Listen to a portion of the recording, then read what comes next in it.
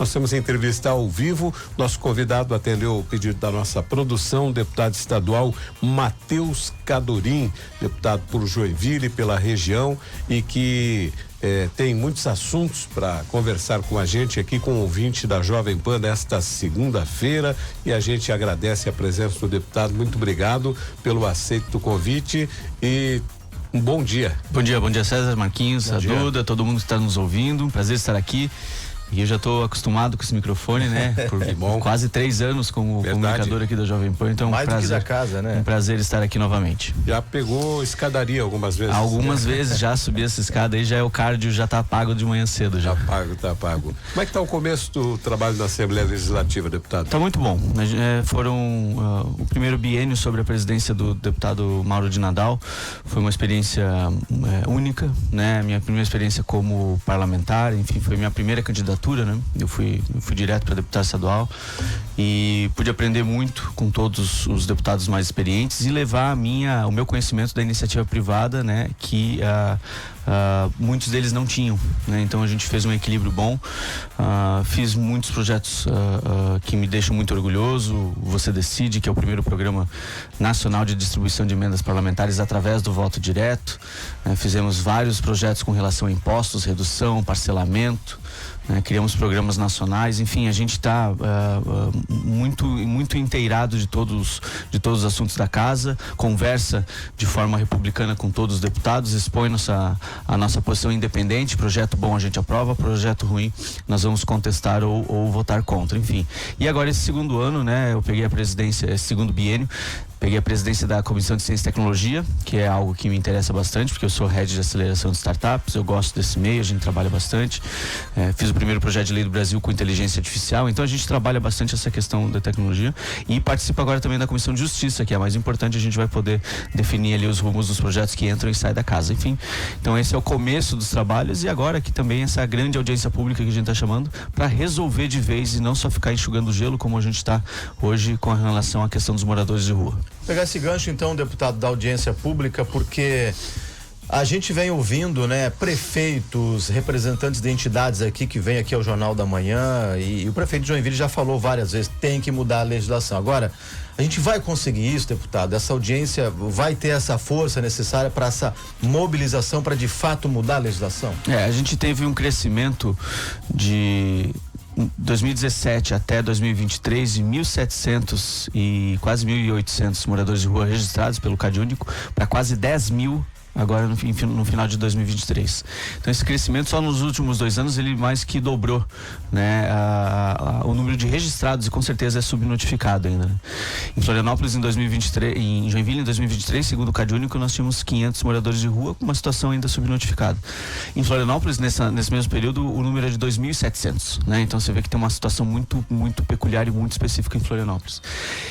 As prefeituras fazem a sua parte. O governo do estado também, né? O governo do estado com a polícia, enfim, intervém quando é necessário, e as prefeituras, quando necessário, também dão a roupa lavada, a comida, enfim, a oportunidade de emprego. Mas isso é para quem quer e para aqueles que não querem, que é uma grande maioria. Esse é o grande problema. O judiciário hoje acompanha a lei que determina o que pode e não pode ser feito.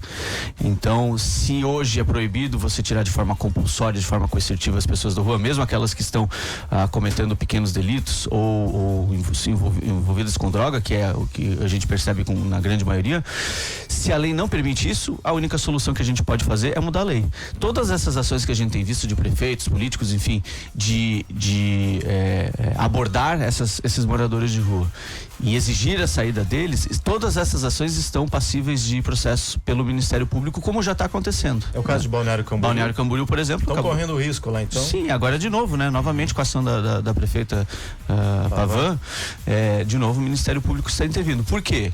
Porque eles também estão engessados nesse assunto. Eles estão seguindo a lei, né? Aqui nós estivemos numa reunião do grupo de ordem pública que tem polícia militar, civil, enfim, o Ministério Público, e aí os próprios representantes do Ministério Público falaram: a legislação não permite que a gente emita uma prisão preventiva por furto, né? Isso é algo que poderia ser ajustado, né? A gente segue a lei, então tá todo mundo meio que amarrado por conta da legislação. E aí a gente vai ter que mexer em legislação antimanicomial, a gente vai ter que mexer em legislação antidrogas, a questão do Bolsa Família, porque hoje você tem muito homem solteiro na rua se alimentando do Bolsa Família, e a Bolsa Família, né, não é para você dar para um homem solteiro. Enfim, tudo isso são questões que vão permear aí a audiência pública. Óbvio que a maioria das que estou falando são questões federais. Tudo que tiver ao nosso alcance municipal e estadual vai ser tratado ali para ser feito de forma mais imediata. Então eu estou convidando o Ministério Público, Tribunal de Contas, Defensoria, no Governo do Estado, a Polícia, a Secretaria de Assistência Social, a Secretaria de Saúde, os municípios, os 13 municípios que têm a maior incidência de moradores de rua no estado, né? Tem 75% dos moradores de rua estão nesses 13 municípios, né? E as suas secretarias de assistência social e também as entidades privadas que trabalham no setor. Então todo esse pessoal vai tratar das leis municipais, estaduais e um grande compilado de sugestões de modificação de leis federais para a gente entregar para a nossa bancada federal catarinense. A gente tem acompanhado, o deputado Matheus Cadorim, imagens e a preocupação das pessoas de Joinville, que é onde nós estamos, que os moradores de rua já não estão mais tanto no centro da cidade, já estão pelos bairros também, né? E a preocupação é se de repente tem algum mais violento, mais agressivo, um furto, uma agressão, de repente, a alguma pessoa, dentro desse parâmetro aí do município e do estado, é o suficiente que está se fazendo ou dá para ser mais incisivo um pouco? É tudo o que dá para fazer dentro da lei, e essa é a questão, né? Se a gente não tem, porque em reunião com o Comando Geral da Polícia no final do ano passado, como o Alto Comando falou o seguinte: vocês querem que a gente limpe a cidade? Me dá um ônibus e 2 horas, eu tiro todo mundo da rua. E aí eu faço o que com esse pessoal? Ele perguntou. Né? Então essa é a questão. Primeiro que também ele nem poderia levar para dentro do ônibus quem não quisesse, né? E depois ele faz o quê? Leva para onde? Então essa é a grande questão legislativa, judiciária que a gente precisa tratar, né? Qualquer tipo de ação pontual que está acontecendo vai tirar o morador de rua ali por alguns dias, depois ele volta ou ele vai para outra cidade, a gente acaba formando aí um movimento nômade desse pessoal e não resolve o problema, né? A gente está só enxugando o gelo. O grande mote dessa audiência vai ser oportunidade para quem quer, tratamento para quem precisa e cadeia para quem merece. É isso que a gente precisa tratar nessa audiência. Morar na rua não é opção. Deputado, para a gente finalizar esse tema, qual a opinião do senhor sobre dentro dessa temática ainda, um item que ganha discussão, inclusive na Câmara de Vereadores, até no próprio Executivo, que é sobre a presença do restaurante popular, que está hoje no Bucarém, tem uma unidade na Zona Sul e tudo mais, e as pessoas, quem nos acompanha agora, o morador pode imaginar por algum momento, mas a situação do Bucarém é em razão do restaurante popular que está ali. Claro que esse não é o único motivo, mas qual é a opinião do senhor sobre essa questão de restaurante popular? No caso do Bucarém, que é o que repercute maior na cidade. Independente do local que ele está, ele pode trazer esses transtornos de acúmulo do pessoal, né? O que a gente precisa ter é isso de forma cada vez mais organizada, né? O que a gente tem percebido hoje é ainda ações civis, né, de pessoas bem intencionadas, mas que estão levando comida no centro da cidade, na frente dos comércios, em outros locais, onde você não tem nenhum controle, você não tem um cadastro dessas pessoas, você não sabe quem está passando ali, se é foragido, se não é, enfim. Então isso aí precisa encerrar imediatamente, né? Você precisa ter esse controle de forma mais organizada, de forma pública, né? Para que a gente tenha efetivamente um número mínimo necessário de atendimentos registrados, para que a gente saiba os nossos dados, né? Se está crescendo, se está aumentando, se está diminuindo. Todas essas ações que são periféricas aos restaurantes populares, elas são um problema cada vez pior, porque isso começa a levar pessoas para outros pontos, né? Para outros pontos da cidade. Então, quando você tem um ponto específico, obviamente aquele ponto específico ele precisa de um cuidado cada vez maior, até de guarda municipal e tudo mais.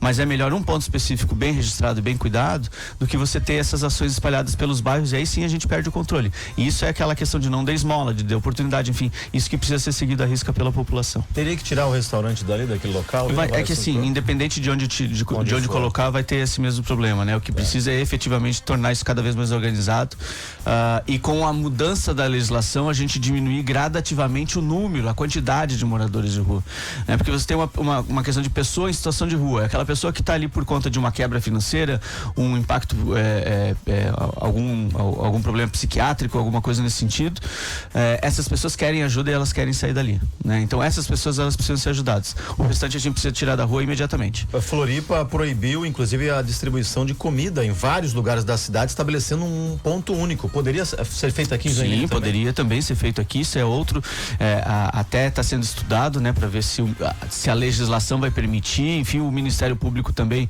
precisa ser consultado nesse sentido. E de novo a gente retorna para o cerne da questão da audiência pública. Sim. Tudo é uma dúvida legislativa que precisa ser sanada imediatamente, ou a gente só vai continuar com o mesmo problema aí, empurrando com a barriga e não vai resolver.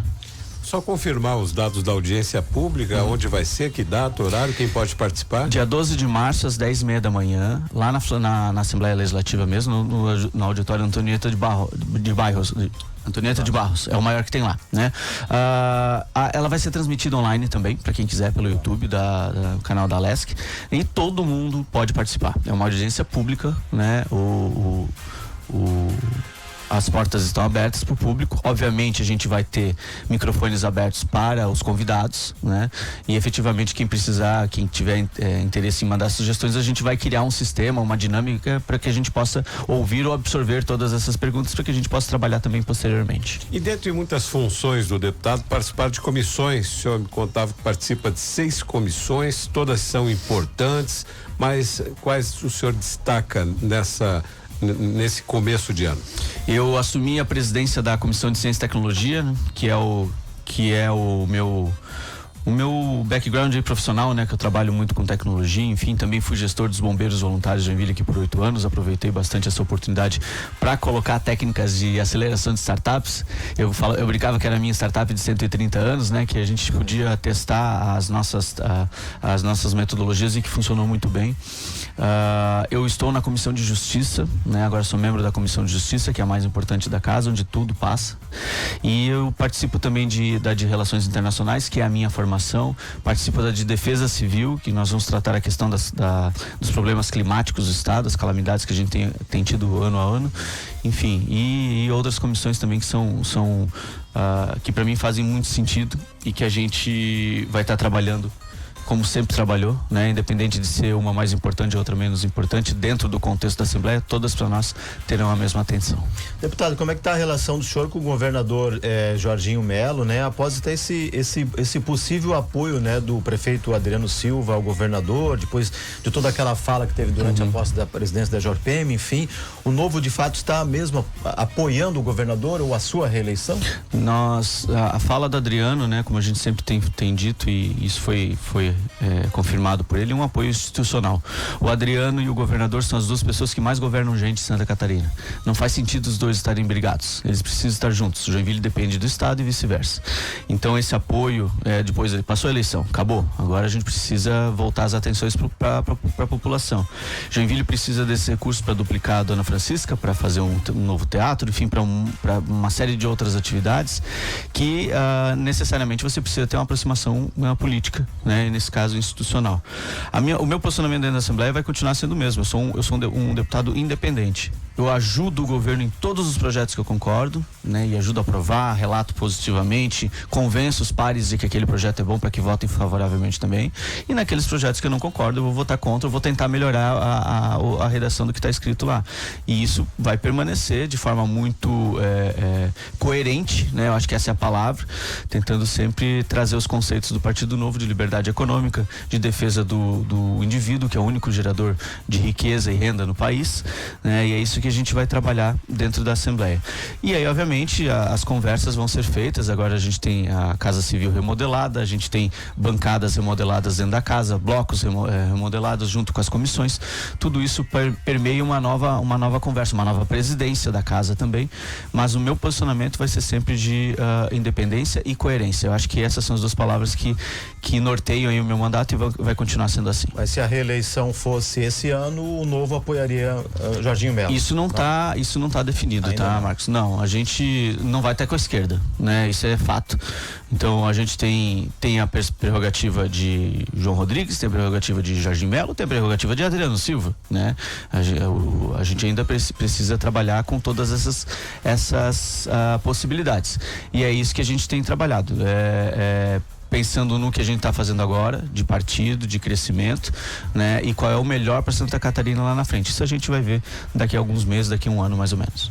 Deputado, voltando à área da tecnologia, o senhor esteve em Brasília recentemente na busca da reversão dos valores dos recursos solicitados no FINEP, não é? Por que foi cancelado esse valor? Boa pergunta, né? Foi simplesmente suspenso.